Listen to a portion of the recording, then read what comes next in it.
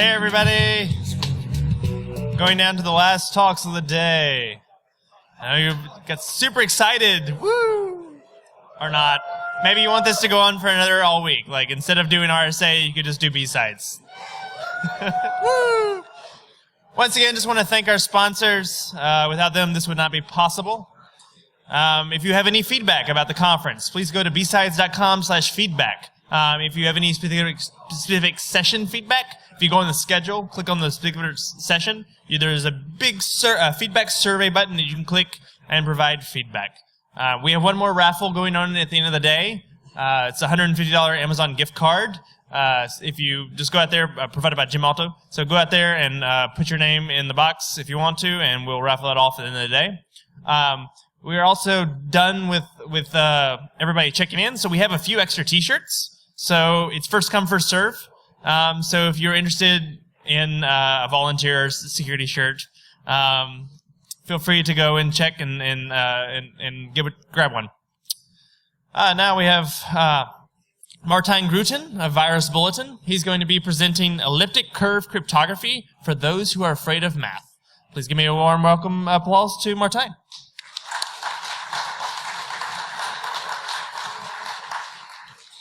Thank you. When I was in my late teens, my dream was to become a professional mathematician one day. And I actually went to study mathematics, and after that I worked some years as a mathematician, doing research in an area called algebraic geometry, which includes the study of elliptic curves. Life doesn't always go the way you plan it, and for some reason, kind of randomly, about 10 years ago, I find myself working for a security company. And then I discovered that these elliptic curves that I liked so much, they play an important role in cryptography. So what I'm going to do today is I'm combining my two backgrounds and I will explain how elliptic curve cryptography works, but leaving out all the boring details. I need to make some disclaimers. Firstly, I want to make clear, crypto is hard, and it takes a lot of mathematics to learn crypto, and even more to learn elliptic curve crypto. You can't do it in 25 minutes. You're not going to learn anything that you can apply tonight, tomorrow, in the next year. So sorry about that. I also want to make clear, I'm not a cryptographer. I think I understand it well enough to explain it, but I shouldn't call myself a cryptographer. And finally, to help explain, to make sure that I don't stumble over small details, I'm cutting a few corners here and there. So I apologize to the tenants in the room. Okay, every introduction into elliptic curve starts with this formula, y squared equals x cubed plus a times x plus b, and there's a prime number p, because in crypto there are always prime numbers. And I think this is unhelpful because this doesn't really matter. So please don't try to remember this formula, but do remember that there are some choices to be made. If you choose a different a or a different b or a different p, you get a different elliptic curves, and some are more suitable than others. What is important is this figure. This is what an elliptic curve looks like. You see it against the Cartesian axis, and you can see that it looks a bit funny, and it is symmetric in the horizontal axis. And on an elliptic curve there are points, and these points play an important role. As you may remember from secondary school, is the points can be represented by two coordinates. And I will assume, and that's one of these things where I'm cutting corners, that a computer represents a point by a number. So points and numbers are the same thing.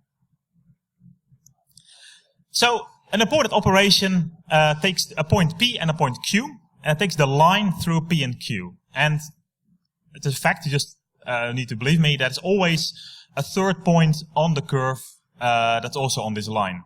And I said the curve is symmetric in the horizontal axis. So you can take the mirror image of that point, the third point, and we call this P plus Q.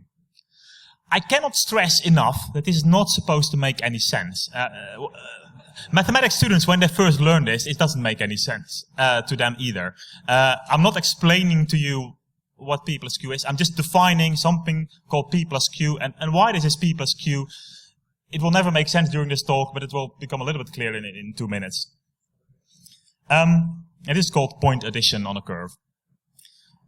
There's a special case if you want to add a point P to itself to get P plus P. So what you do in this case is you take the tangent line, the unique line that touches the curve at P. There's always a unique line, and there's another extra point on the curve and also on the line.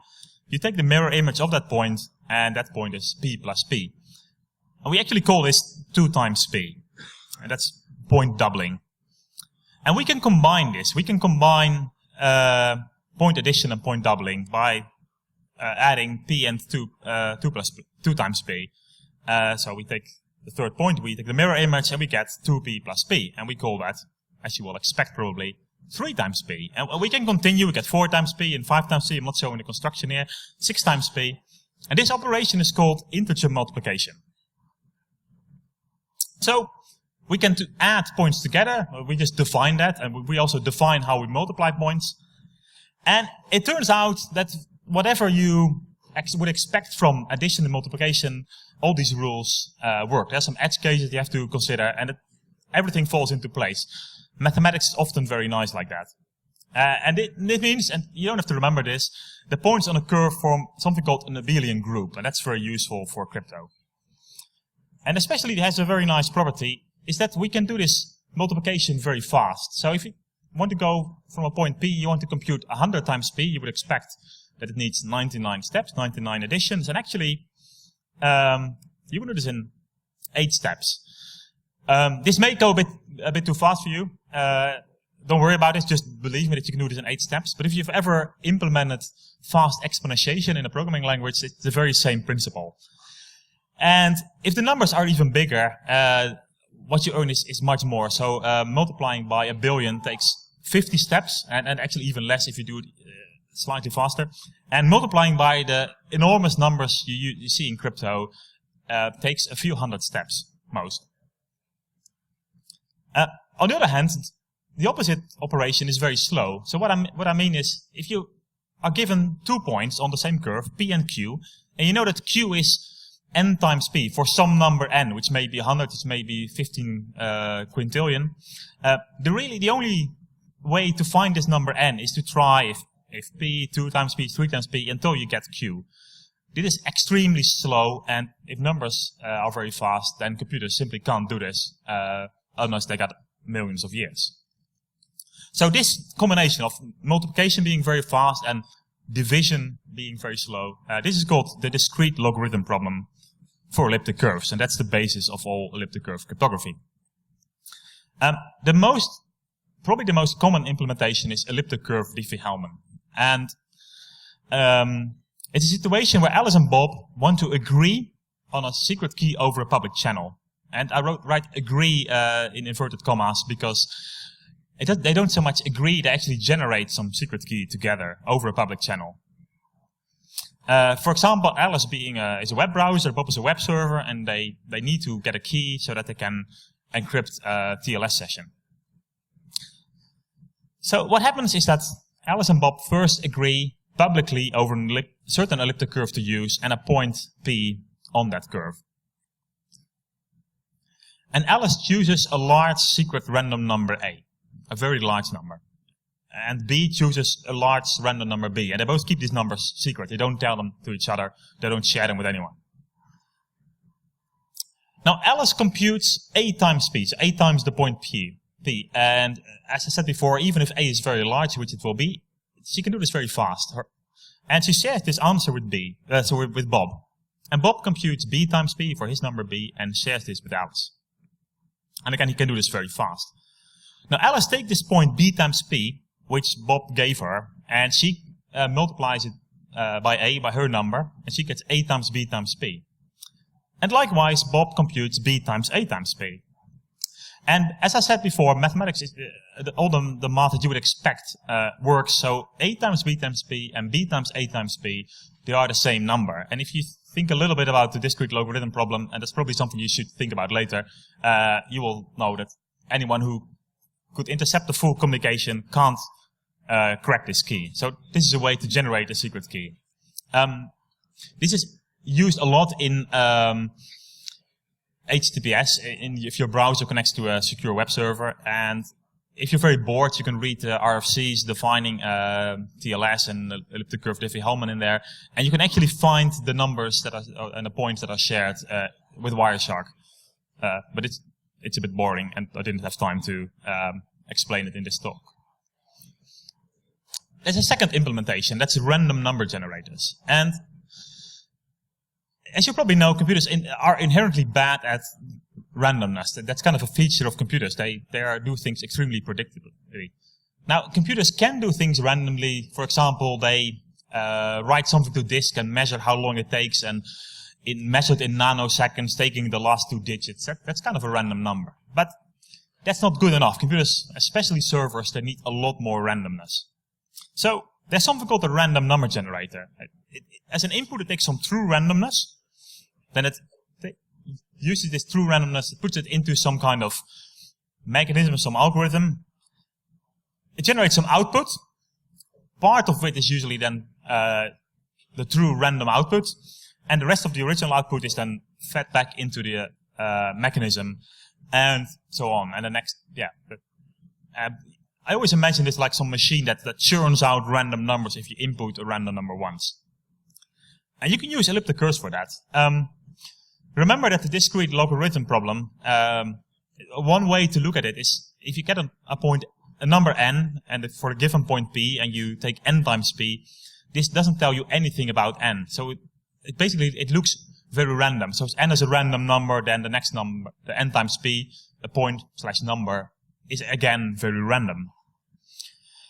So how does it work? So we start with a number n0. That's like a true random number, one that the computer has access to, but not enough.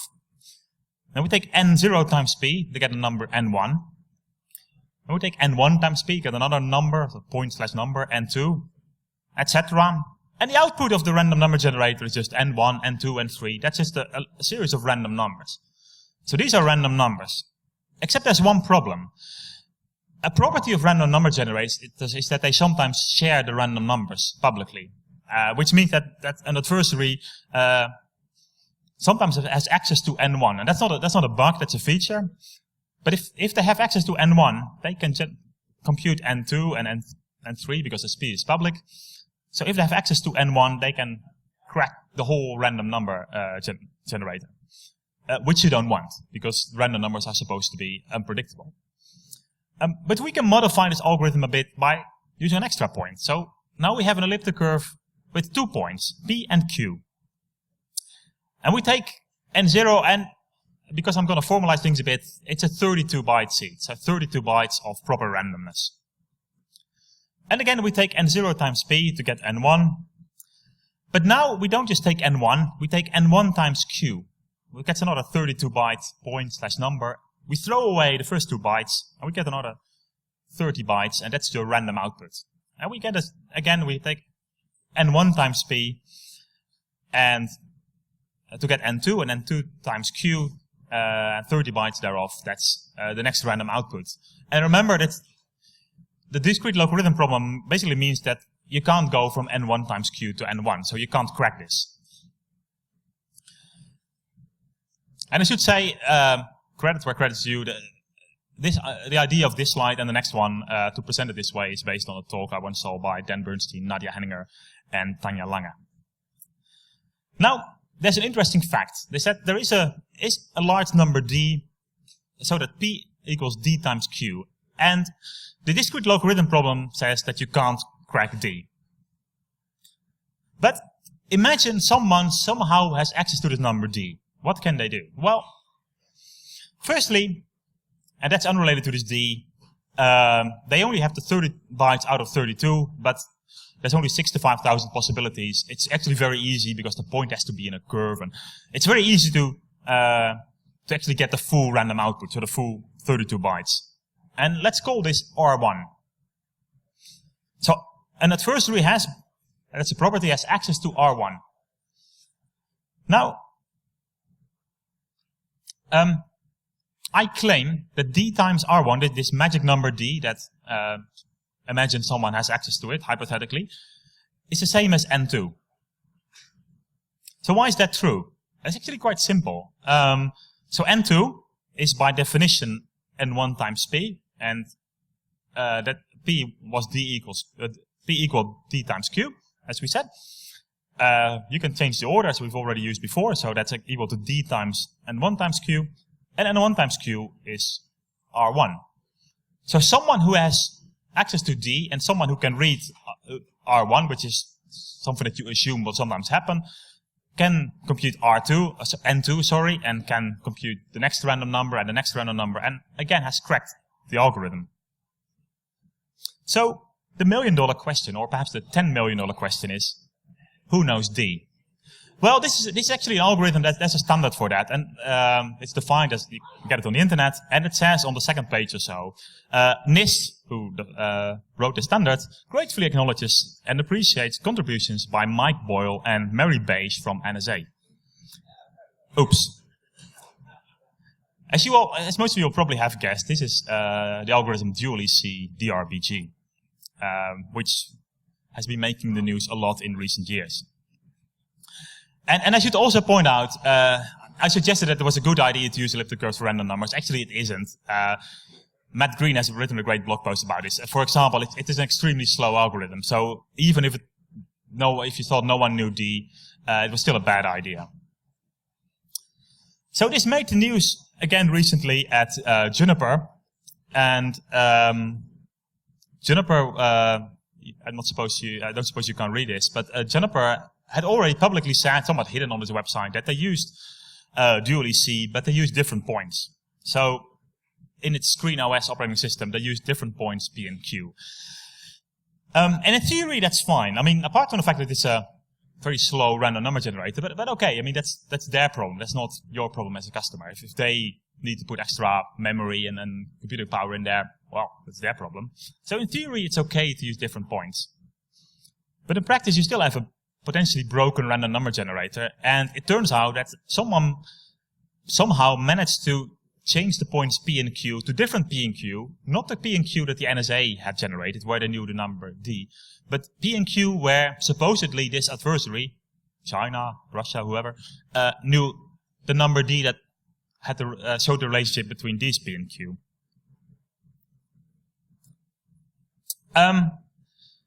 So after dually C DRBG, people have been wondering, rightly, is there anything else that the NSA or others have up their sleeve? And actually, it's good to point out that the curves that are used in elliptic curve Diffie-Hellman in your browser, that's called P256, that's a curve with a point on it, they use some constants that are not fully explained. And we can't fully exclude that there is a backdoor, that they weren't chosen. They were chosen by NIST again, who are very close to the NSA, that there isn't a backdoor. And there probably isn't such a backdoor. But we should really aim, as a matter of principle almost, to use curves that have only used constants that are obvious, that are not mysterious, very small numbers. If you ever see curve 25519, which Dan Bernstein invented, that's such a curve. And it's also extremely easy to implement. If you want to read more about this, and if you want to basically see the theory that the NSA has backdoored all these curves debunked, there's a great paper by Neil Koblitz and Alfred Menetes.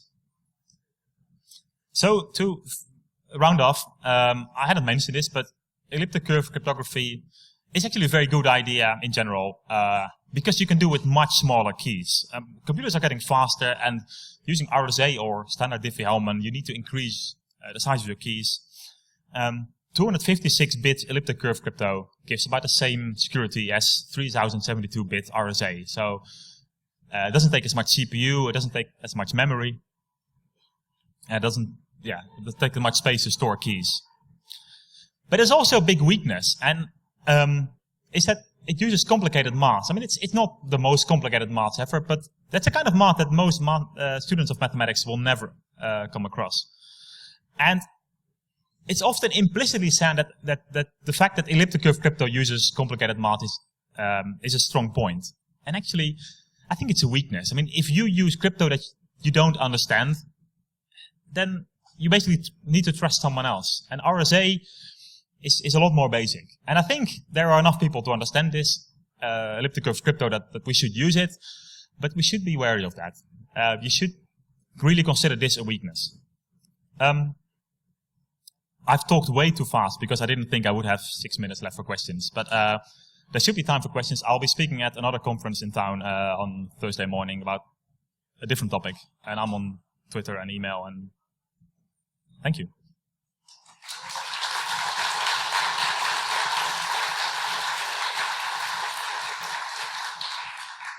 So, yeah?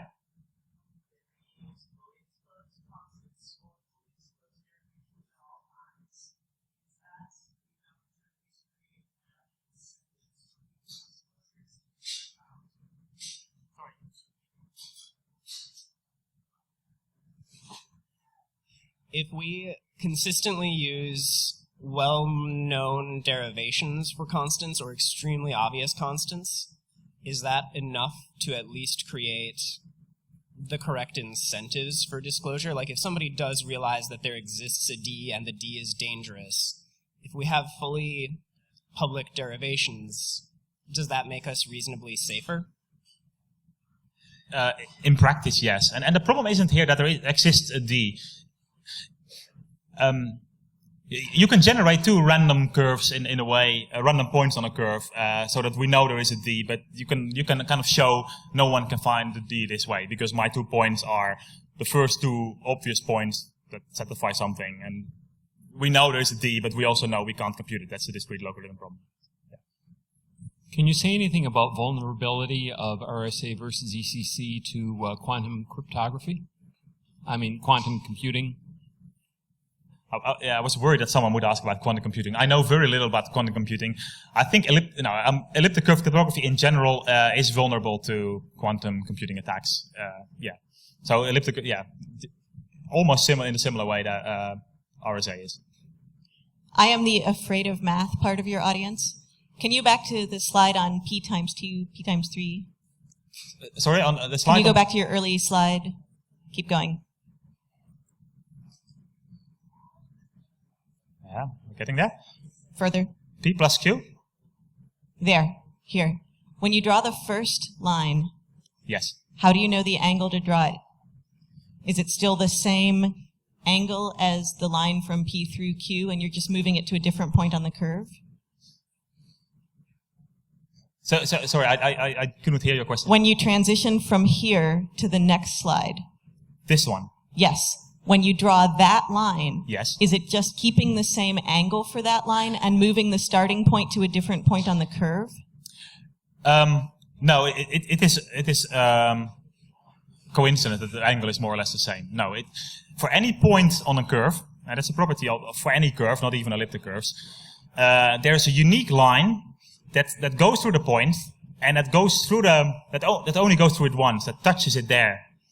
It's called a tangent line. It's like, basically you take two points and you move them closer together, and you look at what happens to the line through these points. And at some point, the points fall together and there's a unique line. So, I see. So the tangent line will change depending on where on the curve you put that Yes. point P. Thank Yes. you.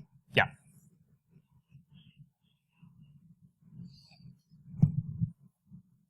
Any other questions?